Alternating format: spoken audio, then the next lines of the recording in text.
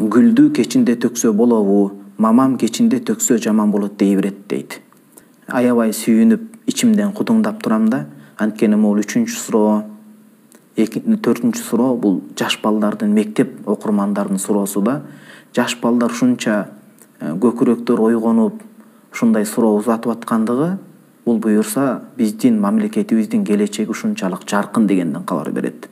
Ошон үчүн алтын энелерим, карындаштарым, Кудай Таалам жаштыгыңыздарды ушундай жакшы өткөрүүнү, ата-энеге кызмат кылуу, батасын алуу, билимге мындай чуңкуп кирип тереңдеп окууну, пайдалуу нерселер менен бош убакытты өткөрүүңөрдү Кудай Таалам силерге, анан бизге дагы насип кылган болсун. Сиздин сурооңуз кечинде гүлдү төксө болобу дейт. Эми бул мындай да. Кудай Таалам инсан ааламыны, адам баласыны жараткандай эле жиндер ааламыны, шайтандар ааламыны да жараткан.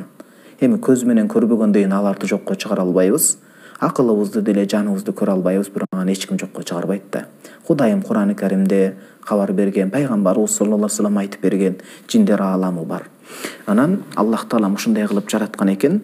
Сөөгү бар го, малдын сөөгү. Малдын сөөгүн биз жеп, анан таштандыга өзүнүн ордуна алып барып таштаганда Кудай Таалам кудурети менен жанагы сөөгкө эт чыгарып берет. Ал этти жиндер жейт. А малдын кыгы, жанагындай тезек, бул эми гүл болуп атпайбы, күйүп. Ал нерселер ошо жиндердин, жин шайтандардын улоо деп коет. Эми алардын өзүнө жараша улоолору бар, аттары, башкалары эми кайыпты Аллах билүүчү. Алар минип жүргөн улоолоруна ошол жана тезек гүлдөр кайрадан тамак болуп, чөпкө айланып, анан мурда кабалына. Анан ошону жейт дейт.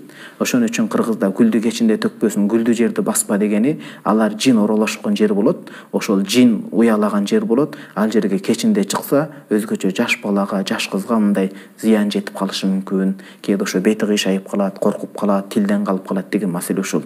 Күндүз төксө бир жөн, кечкисин чыкпасын деген сөз. Бая кыргыздын көрдүңүзбү кандай кемеңдер, диндар калып болгон.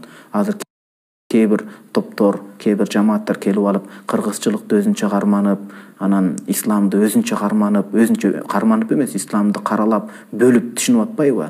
Улут катары сакталып калуубуз үчүн бизге туура ошол ахли сунна вал жамаага туура келген өзүбүздүн динибизге кайтуу менен гана, илим билимге туура түшүнүп, ошону иш жүзүгө ашыруу менен гана биз сактанып калабыз.